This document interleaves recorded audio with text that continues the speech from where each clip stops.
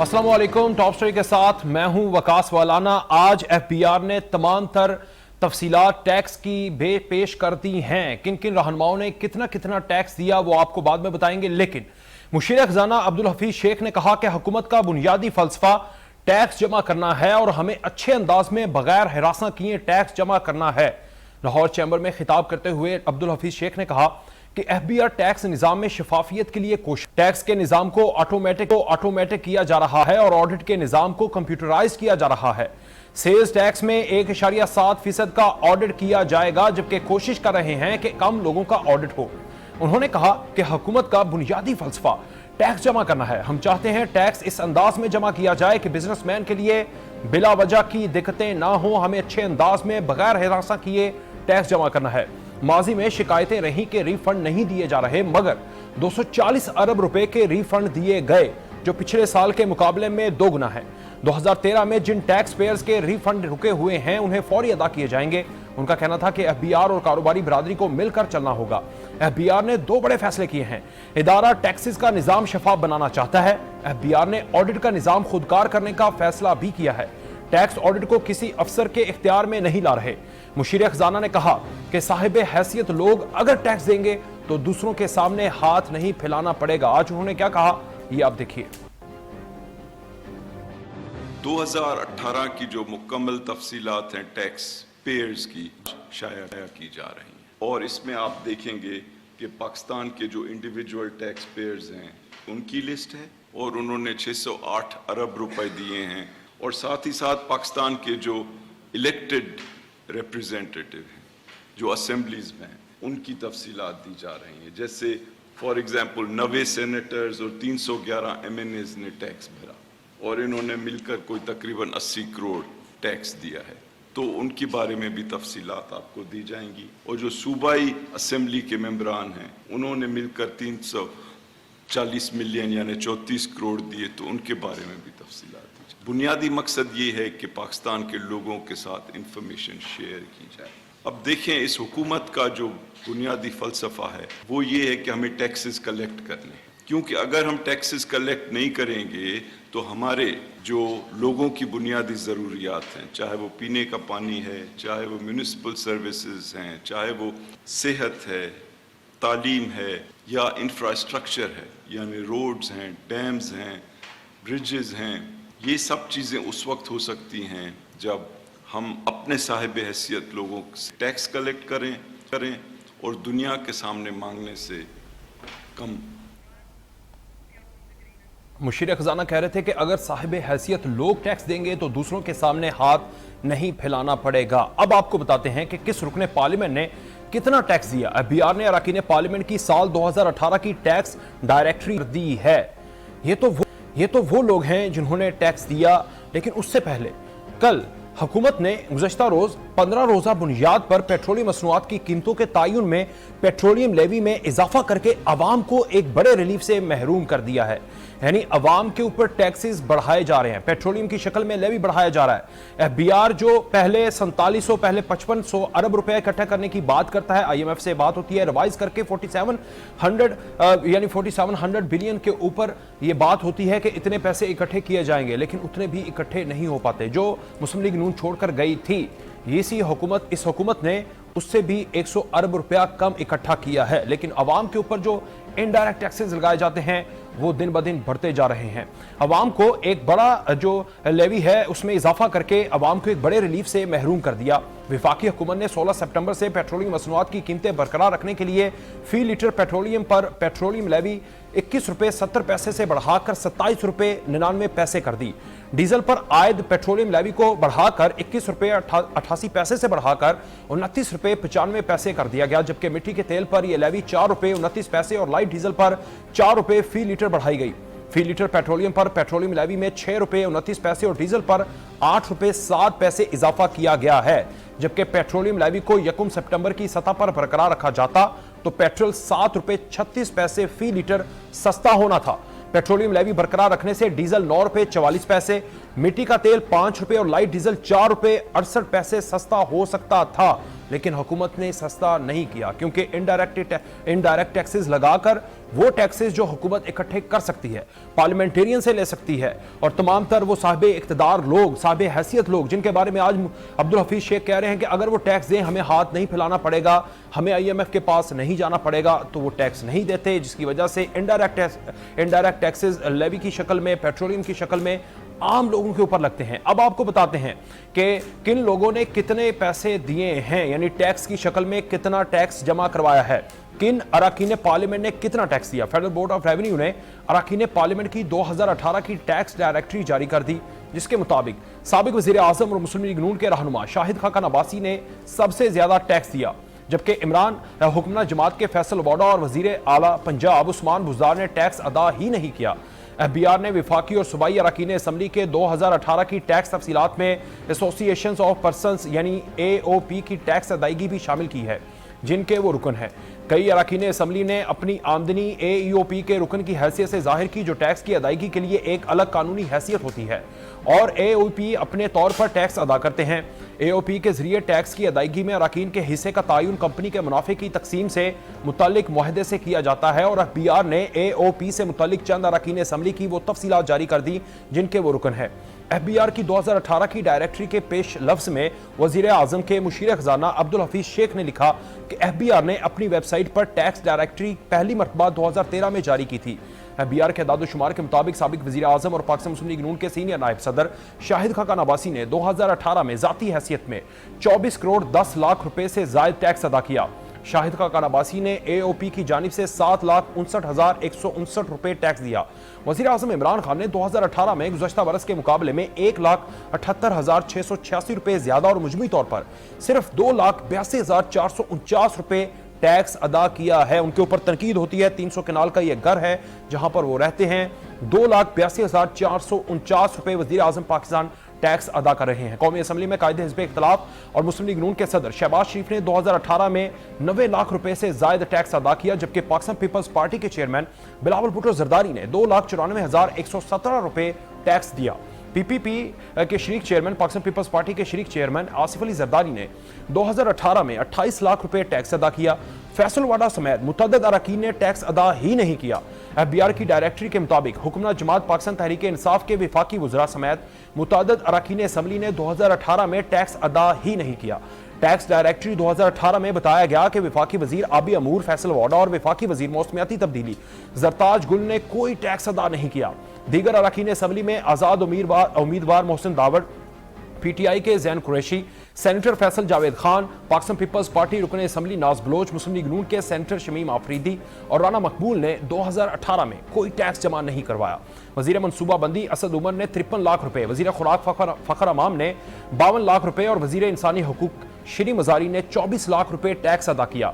वजीर आला पंजाब उस्मान बुज़दार ने भी 2018 में कोई टैक्स अदा नहीं किया। और इसके अलावा सिंध के वजीर आला मुराद अली शाह ने जाती हैसियत में 10 लाख रुपए 10,22,184 रुपए टैक्स दिया, जबकि AOP के जरिए 63 लाख रुपए टैक्स अदा किया।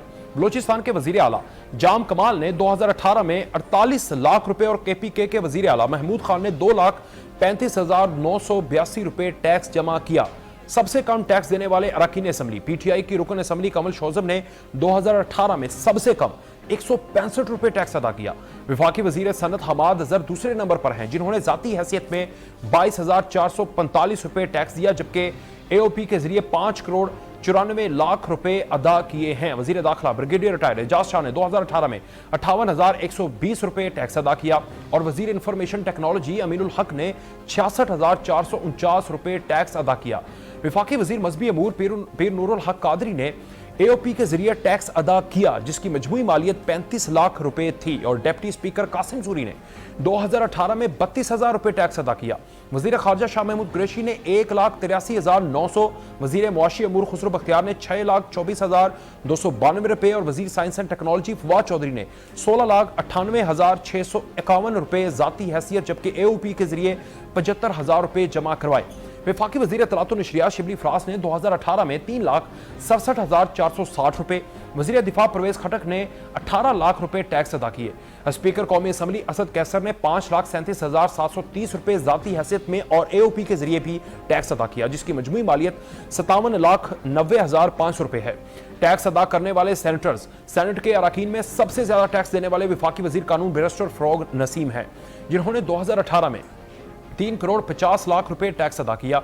सेनेट के चेयरमैन सादिक संजरानी ने 13 लाख, जबकि डिप्टी चेयरमैन सलीम मांडीवाला ने 15 लाख रुपए टैक्स 2018 में अदा किया। साबिक चेयरमैन और पाकिस्तान पीपल्स पार्टी के सेनेटर रजा रुबानी ने जाती हैसियत में 16 लाख रुपए और AOP के जरिए 26 लाख रुपए टैक्स अदा किया। सेनेटर शहरी रहमान ने 2018 में 15 लाख रुपए, पाकिस्तान मुस्लिम लीग नून के सेनेटर मुशाहिदुल्लाह खान ने 3,16,461 रुपए टैक्स अदा किया है। अब फैसल वाडा की बात कर लेते हैं। आपको बताया कि वो तमाम तरह अरकान जिन्होंने टैक्स अदा नहीं किया, उनमें उस्मान बुज़दार भी आते हैं, लेकिन वो चूंकि एक ऐसे मुतवसत तबके से आए हैं, वज़ीर आज़म खुद कहते हैं जहां पर बिजली नहीं थी वो आए, आकर वज़ीर आला लग गए, इसलिए उन्होंने तो कोई टैक्स अदा नहीं किया। लेकिन फैसल वाडा जिन्होंने कोई टैक्स अदा नहीं किया, वो कह रहे हैं अपनी ट्वीट के जरिए कि उन्होंने 58,25,610 रुपए टैक्स अदा किया है, लेकिन FBR की डायरेक्टरी के मुताबिक जो आज जारी की गई है उसके मुताबिक उन्होंने किसी किस्म का कोई टैक्स अदा नहीं किया। अब उनके लैविश लाइफस्टाइल के ऊपर बहुत सारे सवालिया निशान उठते रहे हैं। उन्होंने सबसे पहले आबिद शेर अली ने आज से 1-1.5 साल पहले उनके बारे में कुछ इंकशाफात किए। उनकी तमाम तर प्रॉपर्टीज जो लंदन के अंदर, UK के अंदर और दीगर ममालिक के अंदर मौजूद हैं, उनके बारे में उन्होंने कहा कि ये फैसल वाडा की प्रॉपर्टीज हैं, ये किस तरह बनी, कैसे बनी। उसके बाद वो लंदन के अंदर उन्होंने एक दफ़ा उनके खिलाफ कंप्लेंट करने की भी बात की। आबिद शेर अली ने क्या कहा, सुनिएगा। पाकिस्तान की कौम से वादा किया था, जो मैंने पाकिस्तान के सबसे बड़ी मनी लॉन्ड्रर, डाकू, चोर फैसल वाडा के खिलाफ ऐलान किया था पिछले साल, और मैंने बेतहाशा उसकी प्रॉपर्टीज़ पर रिसर्च की, उसके ऊपर इन्वेस्टिगेशन की, और अल्हम्दुलिल्लाह आज मैंने सुरखरू हुआ और मैंने NCA के अंदर उस चोर और मनी लॉन्ड्रर की रिपोर्ट दर्ज करवा दी है। और अब जो भी उनका प्रोसीजर है उसके मुताबिक वो जो अनएक्सप्लेन्ड वेल्थ ऑर्डिनेंस है उसके मुताबिक वो उस पर अमल दरामद करेंगे। मेरा सवाल है कि ये फैसल वाडा जो 25 से 30 मिलियन पाउंड मनी लॉन्ड्रिंग करके पाकिस्तान से किन ज़राए से बरतानिया में लेकर आया, किन ज़राए से उसने यहाँ पे प्रॉपर्टीज खरीदी, उसके 4 अपार्टमेंट जो 603, 466, 368, 480, 89 उसका पार्क वेस्ट जो एजवे रोड पर महंगा तरीन एरिया है, 4 अपार्टमेंट उसके वहाँ पे हैं, और एक स्ट्रॉचविल क्लोज है वहाँ पे उसका अपार्टमेंट है। फिर वाटर गार्डन स्टैनमोर में उसका अपार्टमेंट नंबर 9 है। फिर फ्लैट नंबर 118 है द वाटर गार्डन कैमरे स्क्वायर है जो एजवे रोड की अकब पे है, और बड़े महंगा तरीन एरिया है और बंदा सोच भी नहीं सकता वहाँ पे प्रॉपर्टी को एक्वायर करने के लिए, ख़रीदने के लिए। और उसके अलावा उसका जो क्वाड्रेंगल में उसका अपार्टमेंट है, वाटर गार्डन में उसका मैंने पार्ट नंबर 118 और 128 क्वाड्रेंगल में बताया। उसके अलावा पार्क लेन पर उसका घर है, मेडावेल में उसका घर है। 11 प्रॉपर्टीज़ उसके नाम पर हैं और 6-7 प्रॉपर्टीज़ उसकी बेनामी है। फ़हद सुल्तान बिल्ला जो उसका फ्रंट मैन है, मैं पूछता हूँ कि वो पैसे कैसे कराए। उसका बाप उसको डिसोन करता है, मामे की प्रॉपर्टीज पे कब्जा किया हुआ है। आबिद शेर अली ने आज से 1-1.5 साल पहले तमाम तर तफसीलात शेयर की थी। मुबैना तौर पर उनकी प्रॉपर्टीज लंदन के अंदर और दीगर ममालिक के अंदर हैं, वो खुद भी कहते रहे हैं। लेकिन उन्होंने पहले आबिद शेर अली को क्या जवाब दिया फैसल वाडा ने, वो भी सुनिएगा। देखिए जी, आपने एक जानवर का नाम लिया है, उस बारे में मैं सिर्फ आपको इतना कह सकता हूँ कि ये वो जानवर है ना अंग्रेजी पढ़ सकता है ना उर्दू लिख सकता है। और मैंने कहा था कि मैं इस पूरे शरीफ खानदान को नचाऊंगा, पूरे मुल्क में भगाऊंगा। अल्लाह ताला का शुक्र है कि इलेक्शंस के दौरान इनका डाकू रिश्तेदार शहबाज शरीफ को भगाया और अब इनको लंदन में भगा रहा हूँ। और मुझे आज ये पता चला कि ये मेंटली पागल भी है, क्योंकि हर बिल्डिंग के बाहर ये रात को खड़ा हो जाता है नशे में और कहता है मेरी है। तो मैं इसको बताना चाहता हूँ कि बुज़दिल, जैसे तेरा रिश्तेदार नवाज शरीफ डाकू के कागजात में लेके आया था, जैसे शहबाज शरीफ के कागजात लेके मैं आया था उनकी चोरी के, जैसे तेरा रिश्तेदार डार भागा हुआ है, जैसे तुम्हारे बच्चे भागे हुए, जैसे नवाज शरीफ की बेटी की बेनिफिशियरी ओनर है चोरी के ऊपर, और जो सारे भागे हुए इश्तिहारी हैं, इन जगह पूरे लंदन में जाएं, बकिंगम पैलेस जो क्वीन का पैलेस है उसके बाहर पागलों की तरह खड़ा हो और कहे ये फैसल गए, उससे कहो सबूत लाए जैसे मैं लाया था, तब बात करूंगा। ये सारा सस्ती शोहरत के लिए एक पागल आदमी जिसको माँ बाप ने बड़ी मेहनतों से पैदा किया था। ये तो जवाब था जो फैसल वार्डन ने आबिद शेर अली को जब उन्होंने इनके ऊपर इल्जामात लगाए तब दिया, लेकिन उनके लविश लाइफस्टाइल के ऊपर सवालिया निशान उठते रहे हैं। बड़े बड़े बाइक्स के ऊपर, गाड़ियों के ऊपर वो घूमते रहे, लेकिन जब उनसे सवाल पूछा गया, उनके ऊपर तनकीद हुई, तो उन्होंने क्या जवाब दिया वो भी सुन लें। बहुत ज़्यादा चीज़ें जो हैं आपके हवाले से मीडिया पर हैं। क्रिटिसिज्म कि जी येलो स्पोर्ट्स कार में क्यों गए, क्रिटिसिज्म कि जी हैवी बाइक पे जा रहे हैं, क्रिटिसिज्म कि जी प्रोटोकॉल होता है, क्रिटिसिज्म कि जी असेंबली किस तरीके से जा रहे होते हैं, चाइनीज़ काउंसलेट वाला इंसिडेंट देख ले, तमाम तर चीज़ें।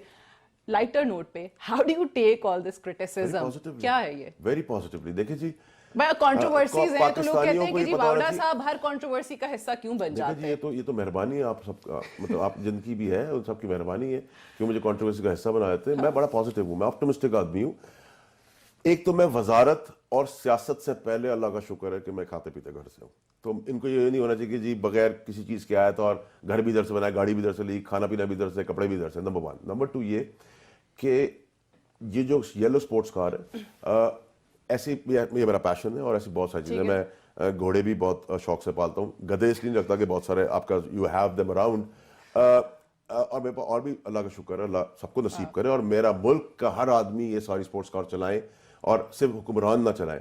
नंबर 1। नंबर 2 ये कि देखें, जब मदीना की रियासत के भी इसमें जिक्र कहीं मैंने देखा, हाँ, यही हो रहा है ना। वो कहते हैं कि जी आप लोग सादगी की मिसाल बताते हैं कि जी वो कायम करें, रियासत मदीना की बात करते हैं। आपके पास हदीस है नबी पाक सल्लल्लाहु अलैहि वसल्लम की, हदीस से मुबारक है जिसके अंदर उन्होंने कहा कि अगर अल्लाह का फजल आप पे तो फजल नजर आना चाहिए। ईद पे आपको कहा गया आप नए कपड़े पहने अगर आप इस काबिल हैसियत हैं। So you are saying कि you enjoy this criticism, आपको कोई फर्क नहीं पड़ता? देखिए जी, मसला ये है कि पुराने सियासतदानों में क्या हुआ कि आप वजारत में आ गए, आप इलेक्ट हो गए, आपने लोगों को कैद करा दिया, छोटे मासूम बच्चों को किडनैप कर लिया, रेप कर दिया, गोली मार दी, कुत्ते छोड़ दिए। वो वजारत में क्रिटिसिज्म नहीं था, उस पर कोई नहीं लिख रहा, उस पर कोई बात नहीं कर रहा। अगर मैं एक हेल्दी चीज़ कर रहा हूँ, अपनी बसात में कर रहा हूँ, सरकार को नहीं इस्तेमाल कर रहा और मुझे अल्लाह ने इस काबिल बनाया, तो लोगों को इसकी तकलीफ नहीं होनी चाहिए। एक हेल्दी इन्वायरमेंट के अंदर मैं जिंदगी गुजार रहा हूँ। वजीर का मतलब ये नहीं है कि मेरे 4 हाथ या मैं एक नॉर्मल आदमी हूँ, मेरे अंदर कोई कॉम्प्लेक्स नहीं है। और मैं जब गवर्नमेंट को रिप्रेजेंट करता हूँ तो गवर्नमेंट के खजाने के अंदर मदीना की रियासत इंप्लीमेंट होती है कि आप अपनी जाती याशों में ना पैसा खर्च कर लें, जाती लोगों को ठेका ना दे दें, अपने बाल बच्चों को ना शुगर मिले बना दे, एवनफील्ड अपार्टमेंट बना दे। वो मदीना की रियासत है। वो मदीना रियासत है। जिस तरह आपने सुना कि फैसल वार्डा खुद कह रहे थे कि वो साहिब हैसियत हैं, अगर वो तमाम तर गाड़ियाँ इस्तेमाल करते हैं तो इससे पहले साहिब हैसियत हैं। सियासत में आकर उन्होंने पैसा इस्तेमाल नहीं किया, ना ही पैसा लिया है, ना ही बनाया है।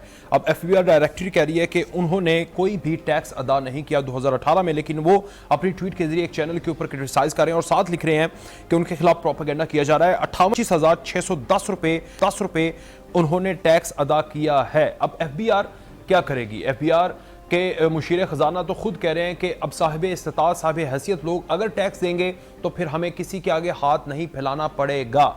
अगर यही सोच है तो फिर साहिब हैसियत लोग तो टैक्स दे नहीं रहे, वो असम्बलियों के अंदर हैं, वो वजारत के ऊपर हैं, वो खुद एडमिट कर रहे हैं प्रोग्राम्स के अंदर कि हम साहिब हैसियत हैं, हम बड़ी बड़ी गाड़ियाँ इस्तेमाल करते हैं।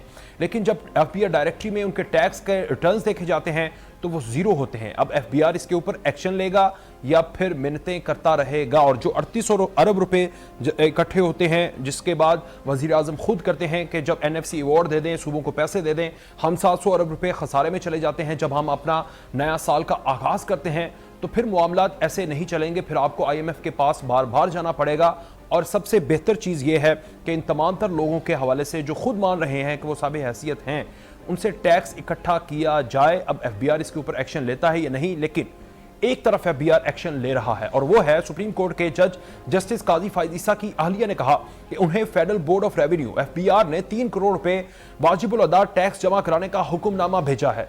सरीना ईसा का मौकिफ है कि FBR ने उन्हें सुने बगैर गैर कानूनी ऑर्डर पास किया है जिसे वो चैलेंज करेंगे। उन्होंने कहा कि FBR की ऑर्डर में उनकी तनख्वाह, ज़राई आमदनी और कराची में जायदाद की फरोख्त से हासिल आमदनी शामिल नहीं है। एफबीआर ने बार बार दरख्वास्त के बावजूद उन्हें गोशवारों की तफसीलात नहीं दी। सरीना ईसा ने बताया कि एफबीआर ने मुझे 164 सफ़ात पर मुश्तमिल ऑर्डर भिजवाया है। एफबीआर ने यह ऑर्डर 14 सितंबर को पास किया, अब मुझे मौसूल हो चुका है। ऑर्डर में मुझे 3.5 करोड़ वाजिबुल अदा टैक्स जमा कराने का हुक्म दिया गया। उन्होंने कहा कि एफबीआर ने मुझे सुने बगैर मेरे खिलाफ गैर कानूनी ऑर्डर पास किया। मेरी ना ज़रई आमदनी को शामिल किया गया और ना ही मेरी तनख्वाह को शामिल किया गया। मेरी कराची में फरोख्त की गई जायदादों को भी मेरी आमदनी में जाहिर नहीं किया गया।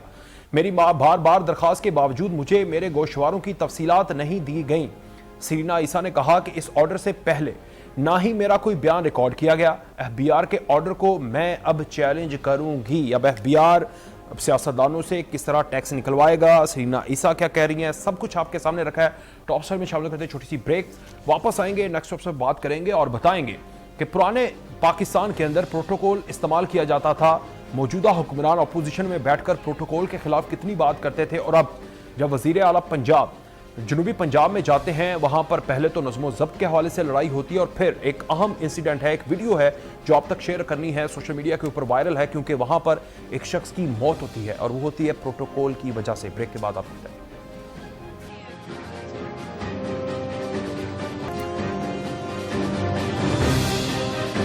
Savvy School, पाकिस्तान का पहला 7-star school, The School for Life, a project of Aspire Group of Colleges. Admissions open. Dream big, let's fly so high. Dream big, let's touch the sky. Dream big, we shine like a sun. Dream big, let's be the one. We have the dream, we have the dare. Our smart future begins here. Dream big with AGS. Dream big with AGS. Dream big with AGS. The Savvy School, Pakistan का पहला 7-star school, The School for Life, a project of Aspire Group of Colleges. Admissions open. Dream big, let's touch the sky. Dream big, we shine like a sun. Dream big, let's be the one. We have the dream, we have the dare. Our smart future begins here.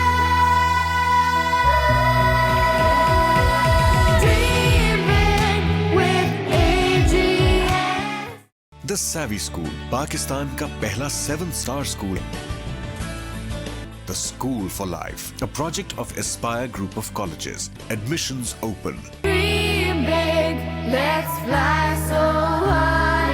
Dream big, let's touch the sky. Dream big, we shine like a sun. Dream big, let's be the one. We have the dream, we have the dare. Our smart future begins here. Dream big with AGS. Dream big with AGS. Dream big with AGS.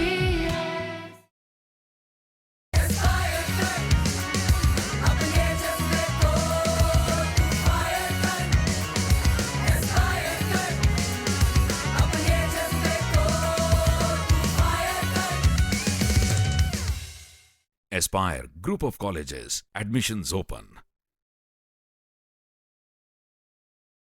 The Savvy School, Pakistan का पहला 7-star school, The School for Life, a project of Aspire Group of Colleges. Admissions open.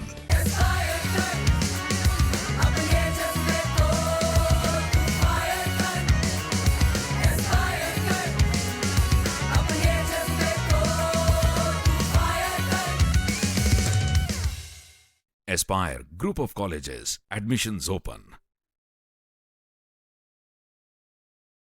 The Savvy School, Pakistan का पहला 7-star school, The School for Life, a project of Aspire Group of Colleges. Admissions open. Dream big with AGS. Dream big with AGS. Dream big with AGS.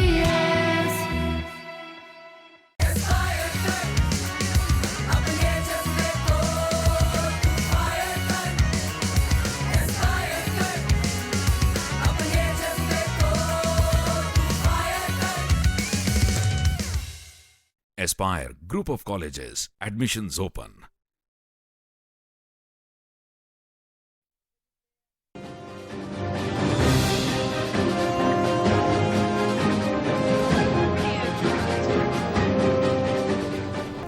Welcome back. पुराने पाकिस्तान में protocol लिया जाता था, उसके ऊपर नए पाकिस्तान के दावेदार बहुत ज़्यादा तनकीद करते थे और तनकीद का निशाना बनाते थे कि घंटों घंटों आवाम को ज़लीलो ख़ार किया जाता है। रास्तों के अंदर लोग खड़े रहते हैं, इनके बड़े बड़े प्रोटोकॉल्स होते हैं, ये लोगों को लाइन में खड़े रखते हैं। स्कूल जाने वाली तमाम तर वैन्स और इसमें सबसे अहम एम्बुलेंसेज खड़ी रहती हैं जिसमें लोगों की डेथ्स होती हैं।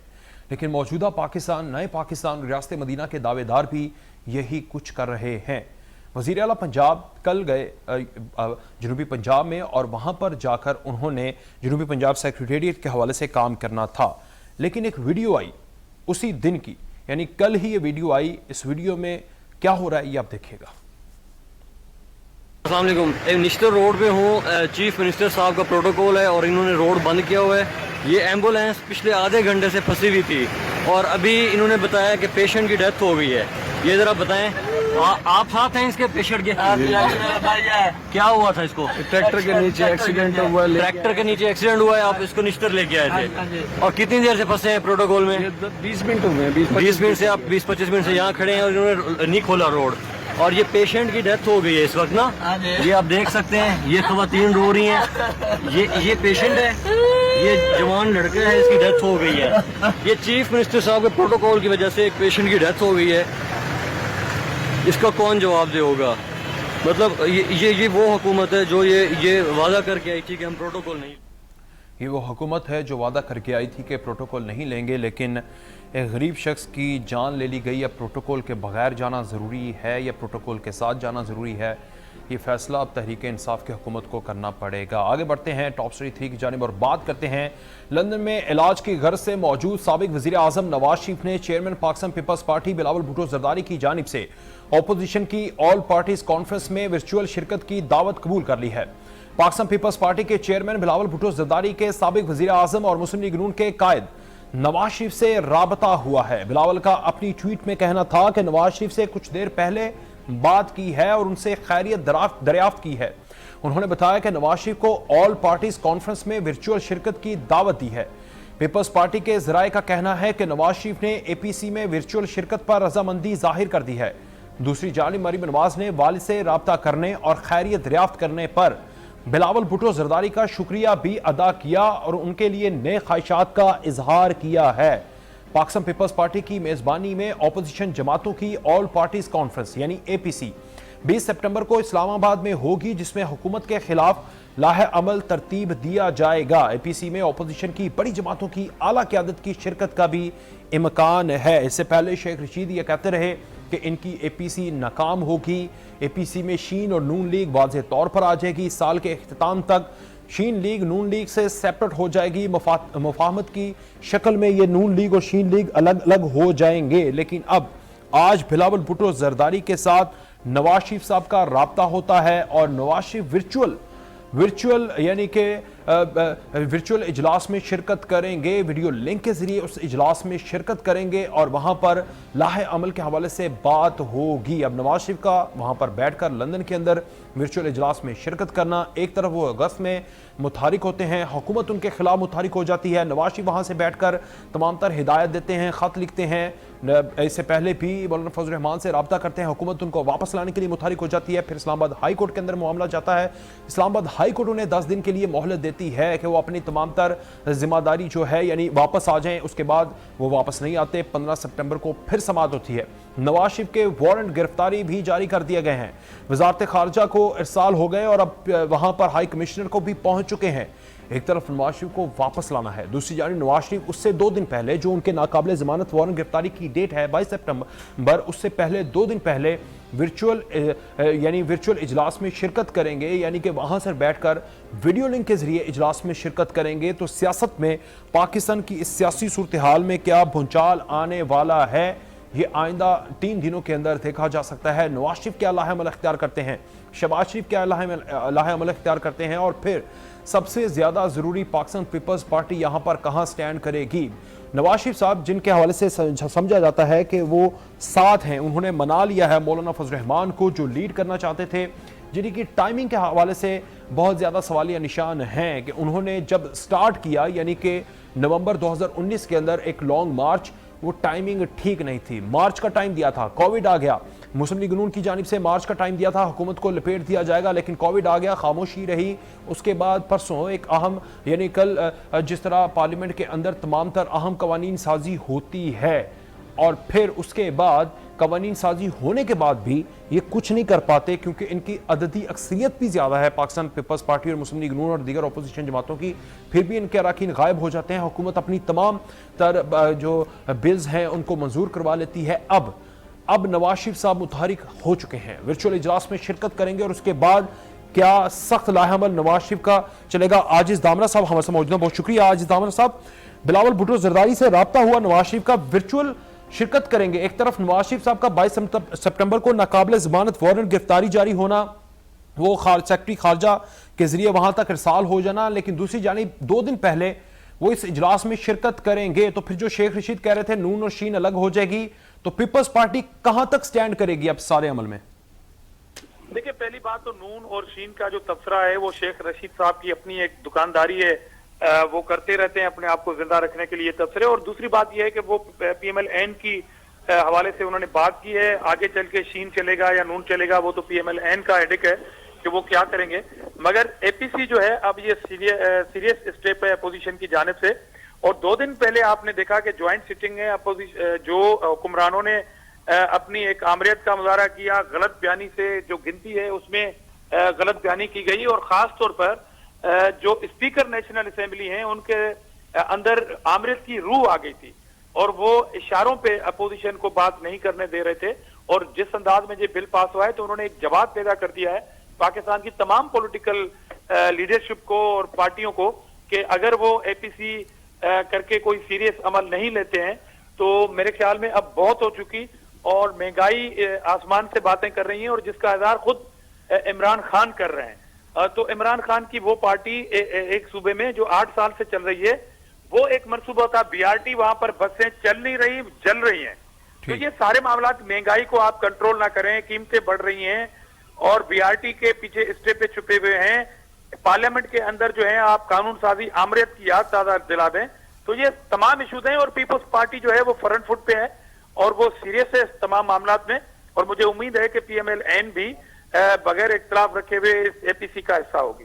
सर, लास्ट टाइम जब शहबाज शरीफ साहब की आसिफ अली जरदारी से मुलाकात हुई तो उसमें ये इंदिया था बिलावल भुट्टो जरदारी यानी आसिफ अली जरदारी की तरफ से कि लीड करे मुस्लिम लीग नून, बड़ी जमात है। शहबाज शरीफ बैकफुट पर थे। आज जो बात हुई है खैर आफियत तक हुई है या कुछ और भी डिस्कस हुआ है कि आगे करना क्या है? देखिए, कराची में जो बिलावल हाउस में शहबाज शरीफ साहब आए थे तो उस मीटिंग में मैं भी पीपल्स पार्टी के वफद में शामिल था और सारी गुफ्तगू में 1-on-1 मीटिंग नहीं थी। उसमें यही बात थी कि ये APC जो थी वो बजट के दौरान होनी थी या बजट के फौरी बाद होती थी। मगर मियां साहब ने ये बात कही थी कि क्योंकि कोरोना की वजह से उसको हेल्थ इजाजत नहीं दे रही थी और वो जो वक्त वो गुजर गया। अब जो APC रेबर कमेटी के बाद ये डिसीजन हुआ और 20 तारीख को जिसकी मेजबानी पीपल्स पार्टी कर रही है, तो मियां शहबाज शरीफ साहब ने कहा कि वो पूरी कोशिश के साथ और पूरे कुव्वत के साथ इस APC का भी हिस्सा होंगे। अब APC हो जाए उसके बाद तमाम पॉलिटिकल पार्टीज का वर्जन आपके सामने आ जाएगा और जो पार्टी भी पीछे हटेगी वो पार्टी अवाम में बिल्कुल पीछे हट जाएगी अवाम से। बहुत शुक्रिया सेनेटर आजिज दामरा साहब, आप हमारे साथ मौजूद थे। आगे बढ़ेंगे और आपको बताएंगे कि आज chairman NAB justice retired Javed Iqbal ने कहा कि नैब का ताल्लुक किसी सियासी जमात, गिरोह और फर्ज से नहीं बल्कि नैब की वाबस्तगी सिर्फ और सिर्फ रियासत पाकिस्तान से है। Chairman NAB justice retired Javed Iqbal की जेर सदारत नैब का इजलास हुआ जिसमें नैब की मजमूई कारकर्दगी का जायजा लिया गया। इजलास में bank of Khyber, Malam Jabba, billion tree, tsunami K electric, TS sugar subsidy cases में अब तक की गई तहकीकात और जाली हाउसिंग कोऑपरेटिव हाउसिंग सोसाइटीज के खिलाफ पेशरफ्त का जायजा लिया गया। तर्जुमान नैब के मुताबिक इजलास में नवाज शरीफ, आसिफ अली जरदारी, शौकत अजीज, राजा परवेज अशरफ, सैयद यूसुफ रजा गिलानी, शहबाज शरीफ के केसेस और असलम खान रेसानी, सनाउल्लाह जहरी, मुराद अली शाह, कायम अली शाह, इसहाक डार, ख्वाजा साद रफीक, डॉक्टर आसिम हुसैन के खिलाफ तहकीकात का जायजा लिया गया। तर्जुमान ने कहा कि इजलास में एहसन इकबाल, तारिक फजल चौधरी, सरवर खान, नूरुल हक कादरी, डॉक्टर जफर मिर्जा, बाबर खान गौरी के खिलाफ तहकीकात की पेशरफ्त का भी जायजा लिया गया, जबकि मंजूर वसान, आगा सिराज दुरानी, सैयद खुर्शीद शाह, जाम खान शोरू, शर्जील नाम मेमन, आदिल सदीकी, वसीम अख्तर, सरदार आशिक खान, गौपिंग, बरजीस ताहिर, एजाज जाखरानी के केसेस भी जेर गौर आए। इस मौके पर chairman NAB justice retired Javed Iqbal ने कहा कि कानून के मुताबिक एहतसाब सबके लिए पॉलिसी पर सख्ती से अमल पैरा है। नैब का ताल्लुक किसी सियासी जमात, गिरोह और फर्ज से नहीं, नैब की वाबस्तगी सिर्फ और सिर्फ रियासत पाकिस्तान से है। जस्टिस रिटायर्ड जावेद इकबाल ने कहा कि इश्तिहारी और मफरूर मुल्जिमान की गिरफ्तारी के लिए तमाम वसाइल बरूए कार लाए जाएंगे। मुकदमात में जमानत के फैसलों का मजाज अदालतों में अपील्स दायर की जाएंगी, जबकि BR टैक्सेस सुप्रीम कोर्ट में जेर समात हैं, जिसमें नैब पार्टी नहीं। केस के फैसले की रोशनी में तहकीकात को कानून के मुताबिक मंतकी अंजाम तक पहुंचाया जाएगा। फिर सिंध हाई कोर्ट ने कहा कि शाहिद खाकान अब्बासी मौजूदा वफाकी हुकूमत पर खुल्लम खुल्ला तनकीद करते हैं। शाहिद खाकान अब्बासी रेफरेंस बनाने का मकसद शाहिद खाकान अब्बासी की जुबान को बंद कराना है। साबिक MD PSO शेख इमरानुल हक की गैर कानूनी तयनाती से मुतालिक रेफरेंस के खिलाफ साबिक वजीर आजम शाहिद खाकान अब्बासी और दीगर की दरखास्त जमानत पर सिंध हाई कोर्ट ने तफसीली फैसला जारी कर दिया, जिसमें अदालत ने कहा कि जमानत कबल गिरफ्तारी में यह साबित करना होता है कि तफ्तीश बदनीयती पर मबनी है। तहरीरी फैसले में कहा गया कि देखने में आता है कि शाहिद खाकान अब्बासी मौजूदा वफाकी हुकूमत पर खुल्लम खुल्ला तनकीद करते हैं। उनके खिलाफ पहले भी इस्लामाबाद में रेफरेंस दायर है, जिसमें 7 माह जेल में रह चुके हैं। इस बात को मुस्तरद नहीं किया जा सकता कि नैब ने सियासी दबाव में लाने के लिए रेफरेंस बनाया। रेफरेंस बनाने का मकसद शाहिद खाकान अब्बासी की जुबान को बंद कराना है। फैसले में कहा गया कि ख्वाजा बरादरान के केस में सुप्रीम कोर्ट भी यह कह चुकी है कि नैब सिर्फ यकतरफा कार्रवाई कर रहा है। अदालत ने नैब प्रोसिक्यूटर और तफ्तीशी अफसर से सवाल किया कि अक्सरियती पार्टी के खिलाफ अब तक कितने रेफरेंस फाइल किए जा चुके हैं, लेकिन नैब हुकाम और प्रोसिक्यूटर सवाल का जवाब नहीं दे सकते। तहरीरी फैसले में कहा कि नैब ने तफ्तीश में उस वक्त के वफाकी हुकूमत के सरबराह नवाज शरीफ को शामिल नहीं किया। दिलचस्प बात यह है कि इन इल्जामात के मातहत अदालत में रेफरेंस का हिस्सा नहीं बनाया गया। अदालत ने शाहिद खाकान अब्बासी समेत तमाम मुल्जिमान को जमानत में तौसीक कर दी है। यह था आज का सिंध हाई कोर्ट का फैसला। एक तरफ नैब कह रही है कि हम बहुत ज्यादा कार्रवाई कर रहे हैं, दूसरी जानिब सिंध हाई कोर्ट के फैसले के हवाले से शाहिद खाकान अब्बासी और दीगर मुल्जिमान की तौसीक की है, जिसमें कहा गया है कि नैब यानी जो इनके ऊपर इल्जामात हैं शाहिद खाकान अब्बासी के ऊपर, लग ऐसा रहा है कि उनकी जुबान को बंद कराने के लिए केसेस हैं। आगे बढ़ेंगे और बात करेंगे। अब सेनेट के अंदर बहुत मुदब्बर लोग बैठते हैं, सेनेटर आपस में उनकी लड़ाई भी होती है, लेकिन इस हद तक लड़ाई होती है ये भी आज हमने देखा है। आज सेनेट की कार्रवाई हुई है। सेनेट के अंदर मुशाहिदुल्लाह और इसके अलावा जो सेनेटर अतीक हैं उनके आपस में गालम गलोच और जो तल्ख जुमलों का तबादला हुआ है, उसकी एक झलक आप देखेंगे। मैंने परसों भी इनका नाम नहीं लिया था। बिल्कुल ठीक है, तशरीफ रखें सेनेटर साहब। ले लिया था तो ले लिया साहब, मैं क्या करूं? सप्लीमेंट्री क्वेश्चन करने देंगे। इनको मालूम है मेरी बुरी आदत का। 260 आदमियों के कातिल हो तुम, बस। कल अदालत ने कह दिया, छोड़ो इस बात को, 260 आदमियों के कातिल हो तुम। मैंने नमूना जरूर कहा था, लेकिन नहीं कहा था नमूना, लेकिन अगर ये खुद से साबित करते हैं तो मैं क्या कर सकती हूँ? मुशाहिद साहब, मियां अतीक शेख साहब तशरीफ रखें। लो जी, मुझे बाहर निकाले, मैंने 260 आदियों का कत्ल तशरीफ किया। रखें जी। मैं भत्ते लेता हूँ ना, मुझे तो बाहर निकालो। मुशाहिदुल्लाह खान साहब सप्लीमेंट्री। भत्ते लेने वालों को बाहर ना निकालो। तू ज्यादा बदमाश है प्लीज। तेरे जैसे मैं पता है कितना टाइम। मुशाहिदुल्लाह खान साहब प्लीज। मियां अतीक शेख साहब तशरीफ करेगा, मैं तेरा दांत तोड़ दूंगा। तू इसको बिठाएं जी प्लीज। ये लोगों को जिंदा जलाएगा। मुशाहिदुल्लाह खान साहब तशरीफ रखें आप। इसको पट्टा डाले इसके मुंह में। इसका नहीं नस्ल जी। तुम्हारी कुत्ते की है। मैं अभी मिलता हूँ तुझे बाहर, अभी मैं मिलता हूँ तुझे। एक आदमी खड़ा है, वो सवाल ज़िमनी सवाल जिसे आपने कहा है कि आप, और दरमियान में कोई आदमी खड़ा होकर बदमज़गी शुरू कर देता है, तो उसके बारे में कुछ होना भी चाहिए।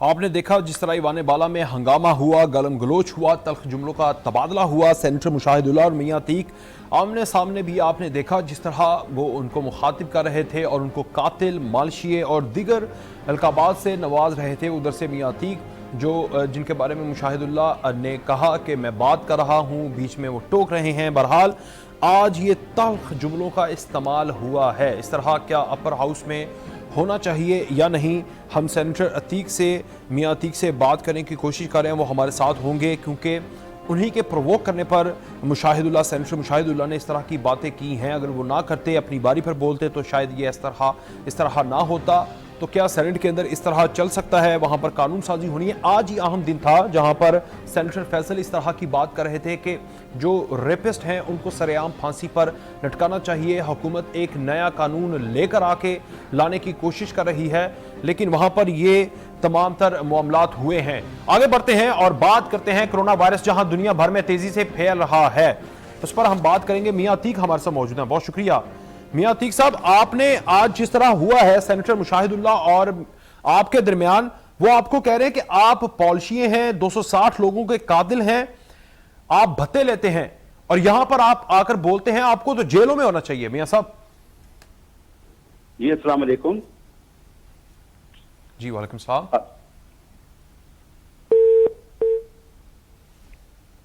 सेनेटर मियां अतीक से राब्ता हमारा मुनक़ता हो गया है, हम उनसे राब्ता करने की कोशिश करते हैं। हमारा सवाल यही है कि जिस तरह वो सेनेटर मुशाहिदुल्लाह भी कह रहे हैं कि आप पॉलिशिए हैं, 260 लोगों के कातिल हैं, भत्ते लेते हैं और फिर यहाँ पर आकर बात करते हैं, आपने प्रोवोक क्यों किया, बीच में बात क्यों की, चेयरमैन सेनेट उनको खामोश कराते रहे, लेकिन वो आपस में गालम गोच और सख्त जुमलों के तबादले तक आ गए थे। और उसके बाद हमने मियां अतीक से मौक़िफ़ लेने की कोशिश की है, उनसे हम दोबारा रब्ता करने की कोशिश कर रहे हैं। आगे बढ़ेंगे, उनसे हमारा रब्ता नहीं हो रहा। कोरोना वायरस जहां दुनिया भर में तेजी से फैल रहा है, वहीं पाकिस्तान में इसके केसेस में नुमायां कमी पर दुनिया हैरान है। ताहम अब एक नई तहकीकी रिपोर्ट में इस कमी की वजूहात को बयान किया गया। ऑक्सफोर्ड यूनिवर्सिटी प्रेस के जर्नल ऑफ पब्लिक हेल्थ ने माहिर मुतादिदी अमराज डॉक्टर समरीन कलसूम जैदी की तहकीकाती रिपोर्ट शाया कर दी। अपनी रिपोर्ट में डॉक्टर समरीन ने कहा कि पाकिस्तान में कोरोना की दूसरी लहर आने के इम्कानात में नुमायां कमी की तवक्को है।